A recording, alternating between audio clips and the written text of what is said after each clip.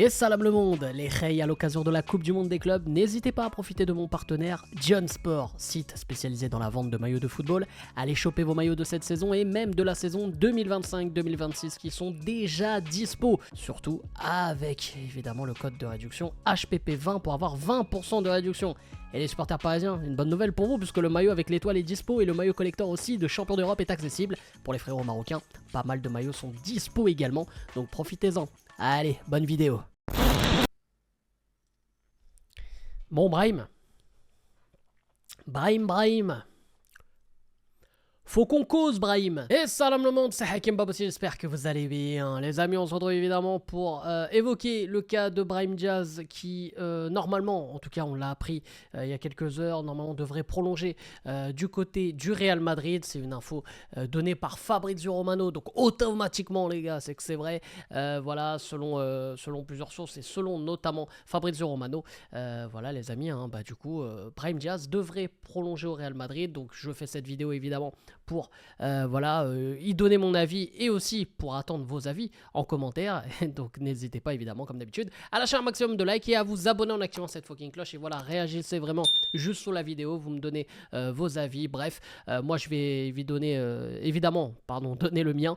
Et comme d'habitude, on va bien parler français dans cette vidéo. Donc du coup les gars, moi concernant Brahim Diaz, voilà, joueur de 25 ans qui récemment évidemment a décidé de représenter le Maroc. Donc évidemment un joueur que de base j'affectionne, voilà.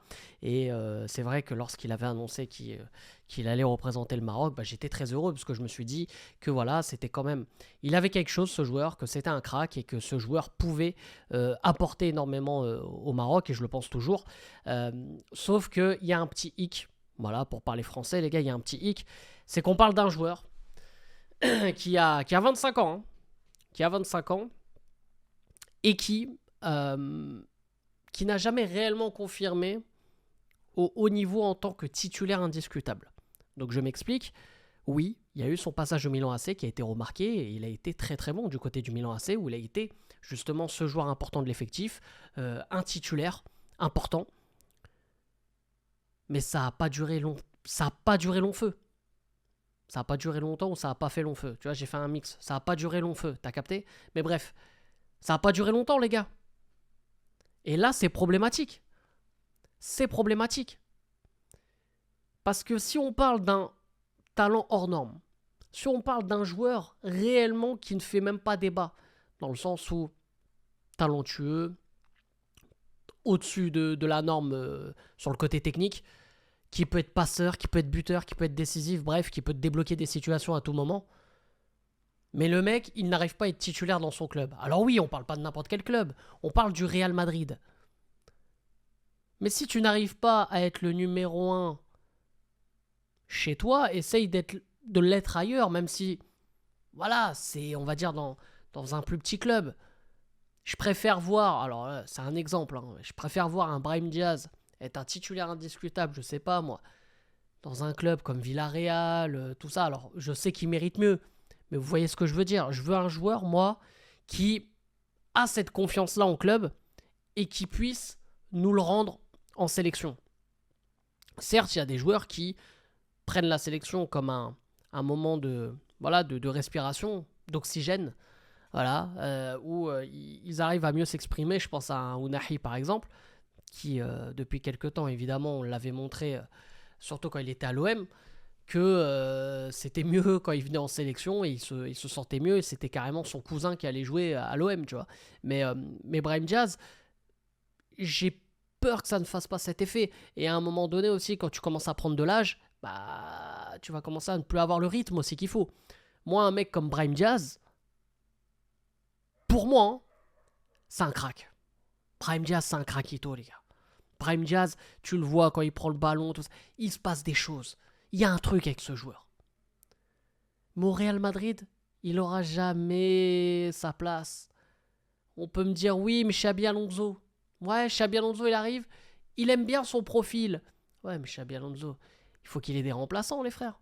Demain, t'as Rodrigo suspendu et Vinicius blessé. Tu fais jouer qui? Brahim, il sera là.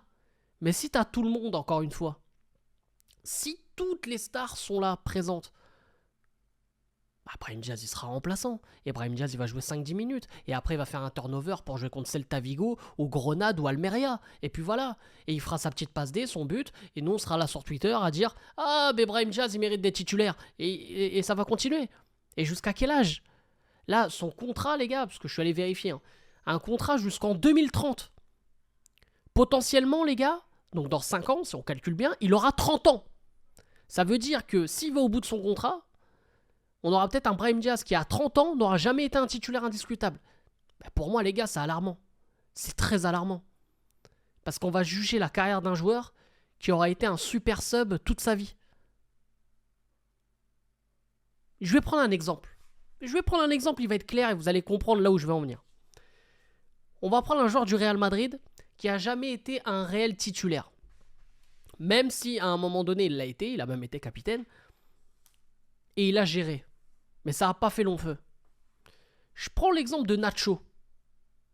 Ça va être simple les gars. Est-ce que pour vous Nacho fait partie des joueurs que vous retenez du côté du Real Madrid depuis ces dernières années? Est-ce que quand vous parlez du grand Real Madrid, vous parlez de Nacho? Non. Soyez honnêtes les mecs. Il y en a même qui ont zappé, qui était capitaine et qui a été dans le, on va dire, dans l'équipe type là de ces dernières années. Parce qu'à un moment donné, il l'a été parce qu'il y a eu un grand manque en défense. Et on l'a même vu la saison d'après quand il est parti. Il y a eu encore moins de monde. Mais vous voyez ce que je veux dire? C'est que Nacho, ça a toujours été le remplaçant éternel au Real Madrid. Il n'a jamais confirmé ce mec-là. Pourtant, il a réussi à faire sa carrière, bien joué, pas de souci. Mais c'est pas le joueur qu'on retient. Un mec qui a un talent comme Brahim, je veux pas que ça lui arrive, ça. Et là, à 25 ans, c'est maintenant que tu dois confirmer si tu vas être un grand joueur ou si tu vas être un des joueurs qui est passé par le Real Madrid, qui a été pas mal. Voilà, on va dire, ah oui, je me rappelle de lui, ouais, ça va, il était pas mal, mais bon, voilà, il y aura toujours un mais. Moi, je veux pas qu'il y ait de mais avec Brahim. Et moi, les gars, je vous avoue que ça me frustre. Ça me frustre énormément. En plus de ça, voilà, le Real Madrid aurait refusé une offre d'Arsenal de 50 millions d'euros, quand on sait évidemment que Mikel Arteta apprécie énormément Brahim Diaz. Il l'a connu notamment quand il était à Manchester City. Hein. Brahim, il a été formé à Manchester City et Mikel Arteta était à ce moment-là adjoint de Guardiola et il aimait énormément son profil. Et Guardiola aussi a apprécié son profil, mais voilà, Brahim Diaz, à cette époque-là, voulait jouer. Et... il voulait jouer, puis il a eu l'opportunité d'aller au Real, il est parti au Real, mais bon, on l'a prêté très rapidement, parce qu'on savait que c'est, voilà, il avait besoin de temps de jeu, et au Milan AC, il a réussi à s'exprimer, alors pourquoi pas retourner au Milan AC? Certes, on est dans un Milan qui est un peu à la peine, mais si ça peut lui permettre d'être le numéro 1 là-bas et de jouer, mais vas-y, tu vois. Et à Arsenal, alors à Arsenal, il y a une concurrence au milieu de terrain, il y a une concurrence notamment aussi avec Odegaard, qui est un peu dans le même profil. Même si Odegaard va plus mener le jeu et je verrai plus un Brahim un peu plus haut sur le terrain.